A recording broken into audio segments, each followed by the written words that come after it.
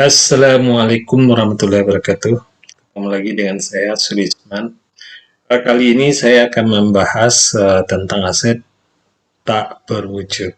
Sekarang kita berbicara sumber daya alam. Misalnya sumber daya alam itu adalah terdiri dari pepohonan yang tumbuh, kayak sawit, kayak tambang, sumber daya yang diambil dari tanah dan bumi, seperti minyak, gas, dan mineral.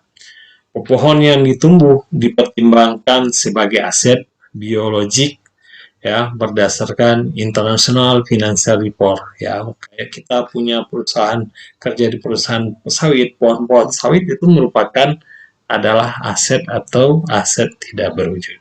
Dalam tahun sebelumnya mereka menghasilkan nilai aset biologik yang dicatat sesuai dengan nilai wajar pada saat periodenya. Saya dicatat sebesar nilai saat tersebut.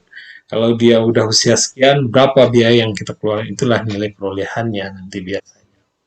Nah, IPRS mendefinisikan industri ekstraktif sebagai bisnis yang terlibat dalam menemukan dan mengambil sumber daya alam terletak atau dekat dengan kerak bumi. Harga perolehannya harga yang dibutuhkan untuk memperoleh sumber daya, mempersiapkan untuk digunakan. Berarti harga perolehan itu adalah biaya yang kita keluarkan yang untuk memperoleh sumber daya atau mempersiapkan sumber daya itu. Kalau kita membeli tambang untuk memperoleh lahan, memperoleh tambang untuk menghasilkan batu bata, itulah yang disebut dengan biayanya. Nanti ada depresi, alokasi harga perolehan menjadi beban yang kita bebankan sebagai beban dalam cara yang rasional dan sistematis selama manfaat sumber daya itu menghasilkan. Itulah yang sering disebut. Makanya di dalam akuntansi itu sumber daya alam punya nilai dan punya nilai buku dan punya nilai beban dia dan bisa diakumulasikan atau disusutkan yang disebut dengan deflasi. Nah, depresi sumber daya alam sama dengan depresiasi dalam aset tetap, merupakan beban penyusutan sama ya. Perusahaan umum menggunakan metode unit aktivitas. Biasanya dia dibebankan menggunakan unit aktivitas. Defleksi umum merupakan fungsi unit yang ekstra biasanya. Kita asumsikan coba.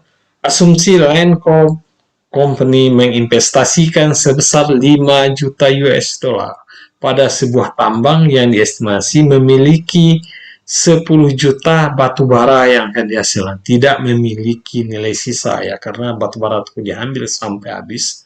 Pada tahun pertama, Land menambang dengan menjual 800 ton batu bara. Land menghitung beban depresinya adalah sebesar 5 juta dibagi 10 juta.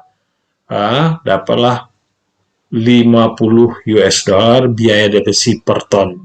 Kalau dia ditambang 800 ribu ton, maka 50 kali 800 ribu adalah dia beban biaya depresinya adalah 400 ribu US dollar beban tahun pertama. Biaya depresinya adalah 400. Itulah nilai yang mengurangi biayanya.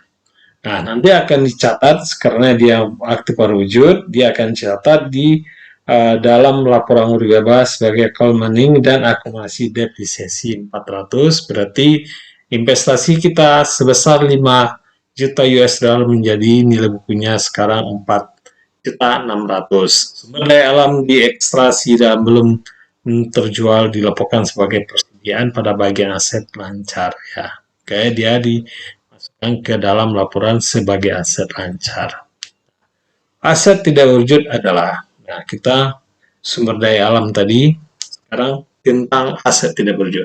Aset tidak berwujud itu adalah hak ya, hak biasanya hak istimewa, keuntungan kompetitif yang tidak memiliki substansi fisik. Aset tidak berwujud dikategorikan memiliki umur terbatas dan umur tidak terbatas. Maka aset tidak berwujud itu bisa punya umur tidak terbatas dan punya umur terbatas. Jenis umum aset tidak berwujud adalah paten, hak cipta, franchise atau lisensi, merek dagang, dan goodwill. IPRS mengizinkan revaluasi aset tidak berwujud ke nilai wajar. Biasanya nilai kayak paten, hak cipta, lisensi berdagang itu bisa kita nilai berdasarkan nilai pasar. Biasanya yang menghitung bukan orang akuntansi, tapi ada suatu organisasi atau perusahaan yang berkonsultan yang bekerja menghitung nilai suatu barang yang disebut dengan apresial, biasanya perusahaan apresial. Kecuali goodwill yang nggak bisa ya. Paten adalah hak eksklusif. Paten kita sudah sering kenal untuk memproduksi, menjual, dan mengontrol sebuah penemuan untuk jumlah tahun tertentu dari tanggal hibah. Biasanya masa legalitasnya di negara ada 20 tahun, banyak negara 20 tahun. Itu hak paten ya, misalnya dia menemukan apa, hak patennya dia yang megang. Misalnya kayak resep makanan, kayak KFC, itu hak patennya. Kapitalisasi biaya pembelian paten dan amortisasi masa legalitas dan masa manfaat yang mana yang lebih pendek. Hukum yang dikeluarkan untuk keberhasilan mempertahankan paten, kapitalisasi, dan akun paten. Biasanya itu paten Anda udah tahu ya. Biasanya kayak minuman, hak patennya. Akuntansi tidak berwujud, biasanya tidak berwujud diamortisasi berdasarkan garis besar. Asumsikan nggak mungkin kan dicatat pada saat kita paten itu kita daftarkan asumsi nasional lapse ya 60.000 US dollar. Nasional mengestimasi masa wafat paten ada 8 tahun. Kayak dia bagi 60 dibagi 8 adalah dapat beban amortisasi patennya ada 7.500 US dollar. Nah, hak cipta memberikan ke pemilik hak eksklusif untuk memproduksi kembali dan menjual karya seni suatu publik. Hak cipta kayak penyanyi ya, sastra, musik, foto ya, video itu sama dengan gitu. Dia menganukan selama hidup si pencipta, dia tidak terbatas ya sampai si pencipta masih hidup tambah 9 khusus tahun, di mana dapat bervariasi antara negara tetapi umumnya 70 tahun. Kapitalisasi biaya perolehan dan mempertahankannya, mengamortisasi beban selama manfaatnya.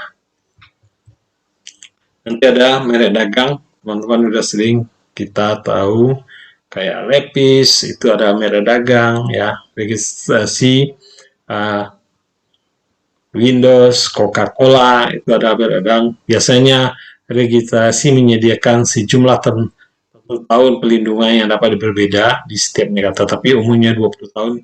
Mengkapitalisasi biaya akuisisinya, memperpanjang tambah batas waktu tidak diamortisasi. Biasanya merek dagang tidak. Nanti ada lisensi franchise ya, kontrak perjanjian prinsip dengan franchisor dan franchise-nya. Biasanya kayak Alfamart, Indomart, itu kan kita membayar lisensinya. Dengan umur yang terbatas harus diamortisasi di beban satu umur masa manfaat franchise. Franchise dengan umur tidak terbatas harus diakui pada harga perolehan dan tidak diamortisasi biasanya. Goodwill ya, biasanya sering goodwill termasuk manajemen yang luar biasa. Lokasi yang diinginkan, hubungan pelanggan yang baik, karyawan yang tampil dan produk kualitas tinggi. Hanya dicatat pada saat seluruh bisnis dibeli ya. Goodwill itu ada nilai kelebihan dari harga perolehan pembelian, nilai aset bersih yang diakuisisi dapat diidentifikasi. Goodwill yang dibuat secara internal tidak harus dikapitalisasi. Ini yang diperoleh dari pihak luar biasanya. Penyajian dan analisa laporan. Nanti goodwill ada dicatat di laporan intangible aset. Setelah aktiva tetap tidak berwujud, nanti ada paten, ada sumber daya alam, nanti akan dicatat nih sama nih kan. Goodwill, merek dagang, properti dan ekuipmen ini aset tetap ya di sini ya. Di dalam satu aktiva ya.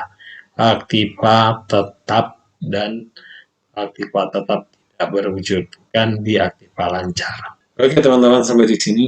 Apabila penyampaian yang kurang berkenan, mohon maaf. Tapi jangan lupa like, subscribe, dan bunyikan loncengnya. Thank you for watching. Tunggu materi berikutnya.